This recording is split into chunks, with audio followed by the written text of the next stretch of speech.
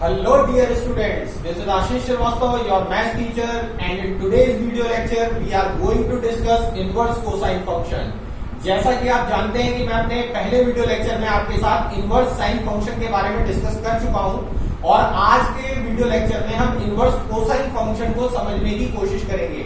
जिन बच्चों ने मेरा पहला वीडियो लेक्चर देखा है इनवर्स साइन फंक्शन का, उन्हें काफी हेल्प मिलेगी इस वाले वीडियो लेक्चर से इनवर्स कोसाइन फंक्शन को समझने में। और अगर आपने नहीं देखा है तो मैं आपको सजेस्ट करूंगा कि आप जो है इसका पहला लेक्चर जरूर फॉलो करें। तो चलिए स्टार्ट करते हैं। आज का टॉपिक है हमारा inverse cosine function. Inverse cosine function के इमेजिन करने के लिए सबसे पहले हम जानते हैं कि इनवर्स फंक्शन कब एग्जिस्ट करता है, जब कोई फंक्शन 1 1 और ऑन 2।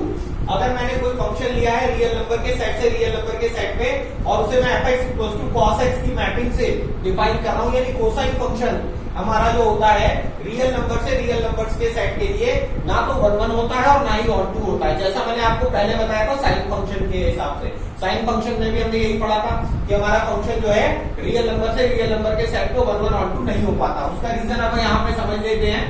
मान लीजिए कि हमारे डोमेन को रिप्रेजेंट कर रही है ये लाइन, और ये माइनस इंफिनिटी से प्लस इंफिनिटी तक रियल नंबर्स को रिप्रेजेंट कर रही है, यानी ये हमारा डोमेन है R और ये हमारा कोडोमेन है। कोडोमेन है हमारा माइनस इंफिनिटी से प्लस इंफिनिटी।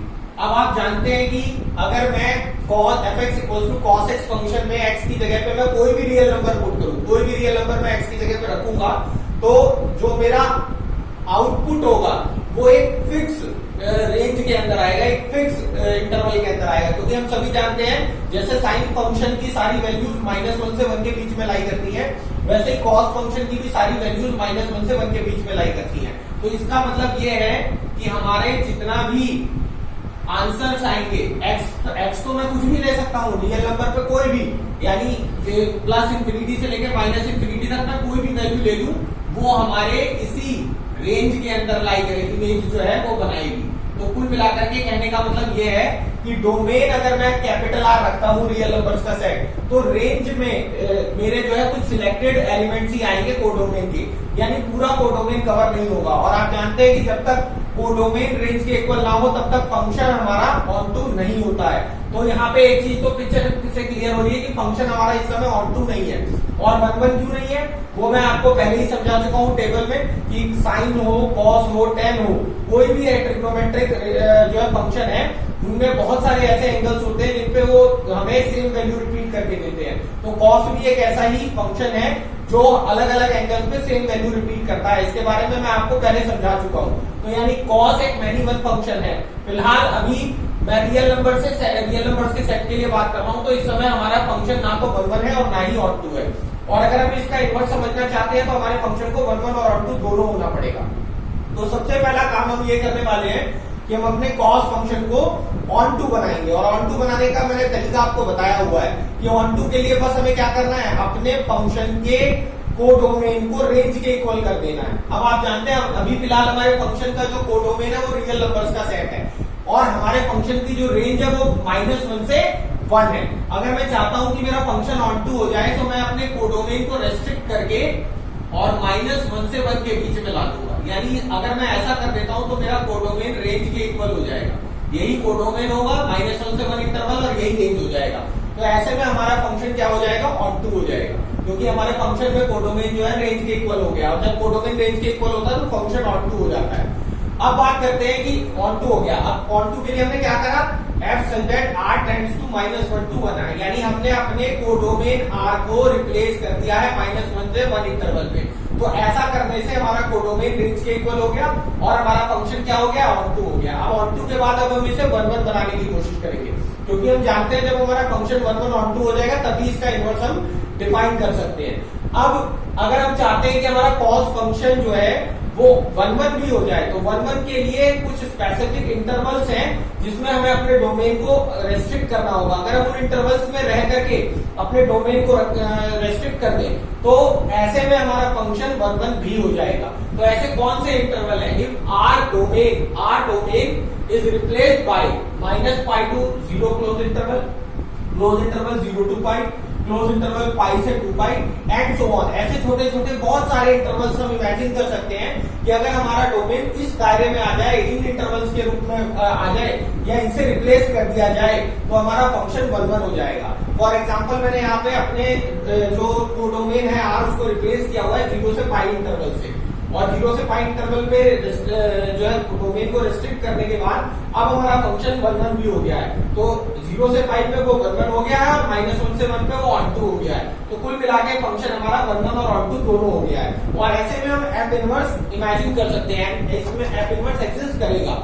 और वो कैसे करेगा, आपको सबको मैंने बता रखा है कि अगर किसी फंक्शन का इनवर्स एग्जिस्ट करता है तो इनवर्स फंक्शन में जो मेन फंक्शन होता है उसके कंपैरिजन में डोमेन और कोडोमेन इंटरचेंज हो जाते हैं। आप देख सकते हैं कि हमारे मेन फंक्शन में 0 से पाई यहाँ पे डोमेन है, मगर इनवर्स फंक्शन में वो कोडोमेन हो गया है। और हमारे मेन फंक्शन में -1 से 1 कोडोमेन है, जो कि हमारे इनवर्स फंक्शन में डोमेन में कन्वर्ट हो गया, तो इंटरचेंज हो जाता है। तो ये हमारा इनवर्स फंक्शन डिफाइन हुआ है, एफ इनवर्स -1 से 1 क्लोज इंटरवल टू 0 से pi close interval such that fx is equal to cos inverse x। इसको लिखने का ये तरीका भी है, cos inverse such that close interval -1 to 1 tends to close interval 0 to pi. तो ये हमारा cos इनवर्स फंक्शन है जो मैंने आपको यहाँ पे डिफाइन करके दिखाया है। लेकिन इसके लिए हमें अपने डोमेन और कोडोमेन को रेस्ट्रिक्ट करना पड़ा।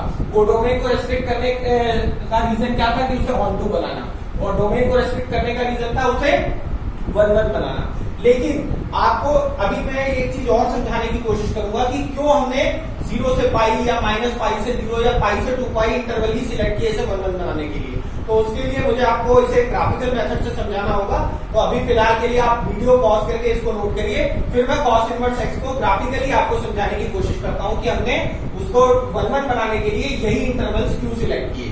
So pause the video and note it down. चलिए स्टूडेंट्स, अब मैं आपको cos x के ग्राफ की मदद से ये समझाने की कोशिश करूंगा कि आखिर हमने cos x को 1 1 बनाने के लिए स्पेसिफिकली डोमेन्स को -पाई से 0 या 0 से पाई या पाई से 2 पाई के बीच में ही क्यों रेस्ट्रिक्ट किया है।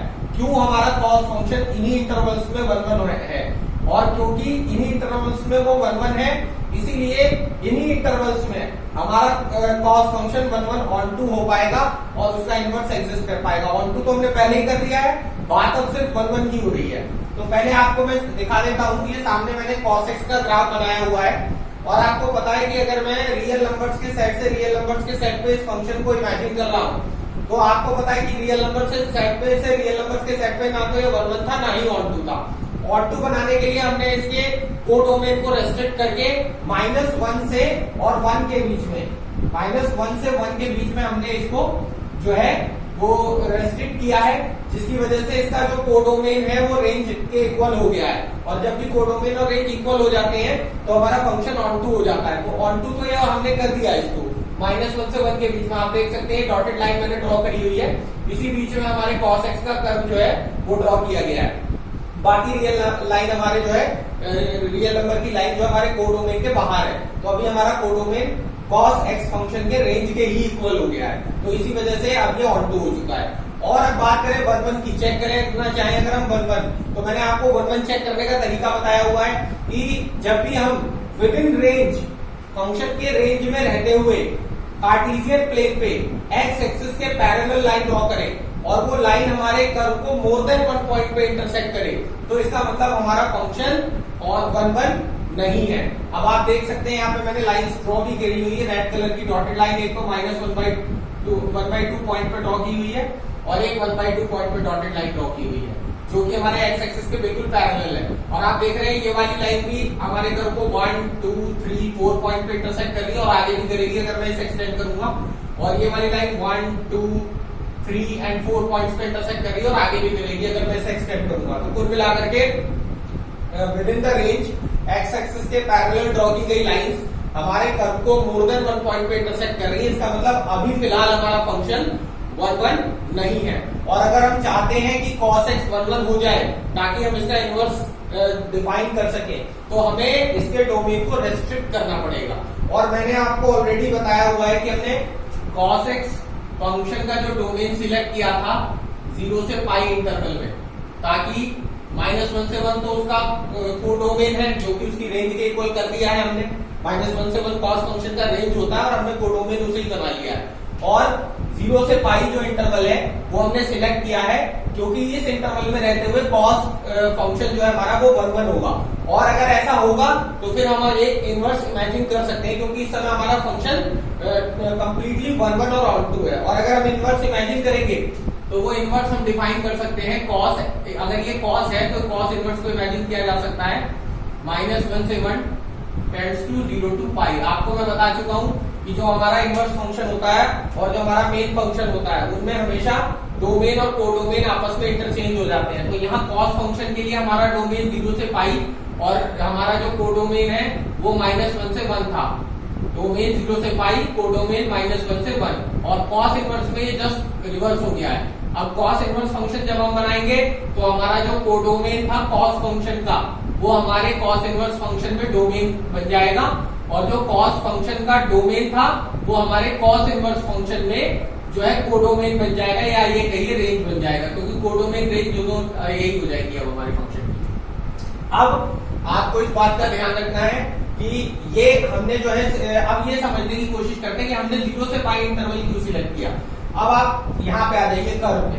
कर्व में आप ये देखें, अगर ये देखेंगे डोमेन ये एक्स एक्सिस को रिप्रेजेंट कर रही है तो एक्स की वैल्यू जब 0 से पाई के बीच में है, यानी जब हम एक्स की जगह 0 से पाई के बीच में कोई भी एंगल लेंगे तो ये हमारे कर्व का नेचर होगा 0 से पाई के बीच में। ये जो आप देख रहे हैं कर्व बनाया है इस तरीके से, ये हमारे 0 से पाई के बीच में कर्व है। और अगर मैं इस रेंज में रहते हुए, अगर मैं इस 0 से पाई के बीच में रहते हुए अगर मैं इमेजिन करूं 0 से पाई, हमारा जो 0 से पाई हमारे फंक्शन के लिए अभी कॉस फंक्शन के लिए क्या है, डोमेन है। तो 0 से पाई के बीच में रहते हुए अगर मैं इमेजिन करूं ये डार्क कलर की लाइन, तो ये हमारे कर्व को सिर्फ और सिर्फ एक ही पॉइंट पे इंटरसेक्ट करेंगी। इसको मैं आपको पिक्चर को और क्लियर करता हूं एक डायग्राम बना करके, ताकि आपको और ज्यादा अच्छे से समझ में आ जाए। सपोज करिए कि ये है हमारा कर्व, यहाँ पे मैंने लाइनें बना दी है और हमारा कर्व ये 0 है सपोज करिए और ये पाई है। मे भी ये कलर आपको विजिबल ना हो, मैं चेंज कर लेता हूँ बाद में, अब आपको ज्यादा क्लियर करेगा। तो ये 0 हो गया और ये सपोज करिए पाई हो गया और हमारा कर्व जो है वो यहाँ से ये हमारा 1 हो गया और नीचे हमारे पास ये जो है -1 हो गया। तो हमारा जो कर्व है वो 0 से स्टार्ट होके π/2 यानी बीच में यहाँ पे कहीं से होता हुआ इस तरीके से इस तरीके से और इस तरीके तक गया हुआ, ये -1 के लिए 1 और हमारा जो है 0 से पाई के बीच में 0 से पाई। तो हमारे कॉस फंक्शन का डोमेन 0 से पाई था और उस बीच में हमारा जो कर्व है वो इस तरीके का है। इस तरीके का कर्व मैंने यहाँ अलग से बना के दिखाया है। अब यहाँ पर मैं एक्स एक्सिस के पैरेलल कोई भी लाइन अगर मैं इमेजिन करूं, एक्स एक्सिस के पैरेलल अगर मैं कोई लाइन इमेजिन करता हूं तो मैं चाहे कितनी भी लाइंस एक्स एक्सिस के पैरेलल ड्रॉ कर दूं, वो सभी हमारे कर्व को सिर्फ और सिर्फ एक ही पॉइंट पे इंटरसेक्ट कर पाएंगी और एक से ज्यादा पॉइंट पे इंटरसेक्ट नहीं कर पाएंगी। बात हो रही है 0 से पाई के बीच में। वही मैंने आपको यहाँ पे क्लियर किया है, 0 से पाई के बीच में रहते हुए हमारे जो कर्व को इतने हिस्से को हमारे कर्व के एक्स एक्सिस के पैरेलल अगर लाइन ड्रॉ की जाए तो वो सिर्फ एक पॉइंट पे इंटरसेक्ट करेंगे, यानी हमारा फंक्शन 0 से पाई के बीच में 1 रहेगा। अब ऐसा नहीं है कि 0 से पाई एक अकेला ऐसा इंटरवल है जहां हमारा फंक्शन 1 हो रहा है। अगर मैं इससे पीछे की तरफ देखूं, -π से 0 की बात करी जाए, तो यहाँ भी आप देख रहे हैं इस तरीके का कर्व हमारा बन रहा है और इस तरीके का कर्व, इसको भी मैं आपको ड्रॉ करके दिखाता हूँ, आपको और अच्छे से क्लियर हो जाएगा। यहाँ पे अगर मैं ड्रॉ करता हूँ तो ये हमारा 0 हो गया, ये 1 हो गया और ये -1 हो गया और यहाँ पे हम मान लेते हैं π/2 है और ये हो गया हमारा -π/2 और -π। अब हमारे कर्व कैसा है, ऐसे 1 से चलता हुआ -π/2 से -π में पहुंचेगा। तो हम इस तरीके का कर्व इमेजिन कर रहे हैं यहाँ पे, इस तरीके का। ये हमारा जो है -1 और ये हो गया 1 और ये सिचुएशन हमने डिस्कस करी है -π से 0 से -π से 0 के बीच में। तो ये रहा हमारा कर्व, ये इमेजिन किया हमने। यहाँ पे मैं दिखा सकता हूँ आपको, ये पार्ट है और ये मैंने यहाँ सेपरेट कर दिया है। तो अब आप देख रहे हैं -π से 0 के बीच में रहते हुए भी, -π से 0 के बीच में रहते हुए भी हमारा जो कर्व है, अगर मैं इमेजिन करूं एक्स एक्सिस के पैरेलल लाइंस, तो वो हमारे कर्व को सिर्फ और सिर्फ एक ही पॉइंट पे इंटरसेक्ट कर पाएंगे। देखिए एक से ज्यादा पॉइंट पे इंटरसेक्शन हो ही नहीं सकता। यानी इस विद इन -π to 0 डोमेन में भी हमारा कॉस फंक्शन जो है वो 1 1 रहेगा। तो हमारा कॉस फंक्शन -π से 0 डोमेन में भी 1 1 है, 0 से π डोमेन में भी 1 1 है, और π से 2π डोमेन अगर मैं लूंगा तो उसमें भी हमारा जो कॉस फंक्शन होगा वो 1 1 होगा। तो इन सभी डोमेन में रहते हुए कॉस का इनवर्स इमेजिन किया जा सकता है, और कॉस का जो रेंज है वो -1 से 1 रहने वाला है हमेशा। ठीक है, डोमेन अलग अलग हम इमेजिन कर सकते हैं कॉस को 1 1 और 2 बनाने के 1 1 बनाने के लिए, लेकिन जो कॉस की रेंज है वो -1 से 1 ही रखनी है हमें, ताकि वो ऑन टू रहे। अब किसी भी डोमेन में किसी भी एक डोमेन को मैं फिक्स कर दूं, जैसे मैंने 0 से π फिक्स कर लिया कि मैं इसी डोमेन में रह करके कॉस के सोचूंगा, तो 0 से π डोमेन में हमारा कॉस जो है वो 1 1 और ऑन टू है, तो इसलिए हमारा जो फंक्शन है यहाँ पे इन्वर्टेबल है। तो अब हम एक कॉस इनवर्स इमेजिन करेंगे जिसमें क्या होगा, जो कॉस फंक्शन का डोमेन था, सॉरी कोडोमेन था, वो हमारे फंक्शन कॉस इनवर्स के लिए जो है डोमेन कवर करेगा, और जो कॉस फंक्शन का हमारा डोमेन था वो हमारे इनवर्स फंक्शन के लिए कोडोमेन बन जाएगा, या यूं कह दीजिए रेंज हो जाएगी उसकी। ठीक है, तो इस तरीके से इंटरचेंज होगा। अगर मैं आपको यहाँ पे ये कहूं, देखिए कॉस इनवर्स फंक्शन का ग्राफ अगर मैं आपको इमेजिन करने को कहूं, वैसे तो मैं ग्राफ इनके आपके साथ डिस्कस करूंगा बाद में डिटेल में, लेकिन अगर मैं यहीं पे आपसे कहूं कि अगर आप इमेजिन करें कि कॉस इनवर्स का ग्राफ कैसा होना चाहिए, तो देखिए कॉस इनवर्स का ग्राफ बनाने के लिए हम क्या काम करेंगे। आप देख रहे हैं कि 0 से π के लिए मैं रह करके बात करता हूँ, 0 से π इंटरवल ही हमने क्यों सिलेक्ट किया है, मैं आपको बता चुका हूँ साइन के फंक्शन में भी, इनवर्स ऑफ साइन फंक्शन जब मैंने डिस्कस किया था कि हमने बहुत सारे डोमेन में हमारा फंक्शन इन्वर्टेबल होता है, साइन का भी और कॉस का भी, लेकिन हमने एक एक इंटरवल सिलेक्ट किए हुए हैं।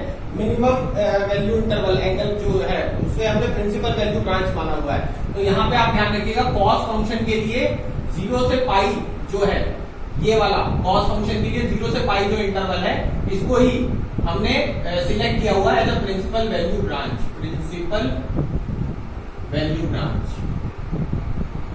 यानी कि अगर मैं कॉस इनवर्स फंक्शन की बात करूं तो कॉस इनवर्स फंक्शन में ये हमारा ये रेंज होगा, और यही हमारी प्रिंसिपल वैल्यू ब्रांच है। यूं तो और भी इनवर्स फंक्शन की और भी रेंज पॉसिबल है, कॉस इनवर्स की एक रेंज -π से 0 भी पॉसिबल है। याद रखिए मैं कॉस इनवर्स फंक्शन की बात कर रहा हूँ, कॉस की नहीं, कॉस के लिए तो ये डोमेन है, लेकिन कॉस इनवर्स के लिए रेंज है। तो -π से 0 भी इमेजिन कर सकते हैं, 0 से π भी हो सकता है, π से 2π भी, लेकिन हमने 0 से π लिया हुआ है closed interval, principal value branch. तो इसी सेक्शन के लिए मैं आपको कॉस इनवर्स का ग्राफ ड्रॉ करके दिखाता हूँ। अब अगर आप कॉस इनवर्स का ग्राफ ड्रॉ करना चाहते हैं तो मैंने आपको बताया था कॉस में आपने जो एंगल्स थे वो एक्स एक्सिस पे, और उन पे जो वैल्यूज आ रही थी ना वाई एक्सिस पे रिप्रेजेंट किया था।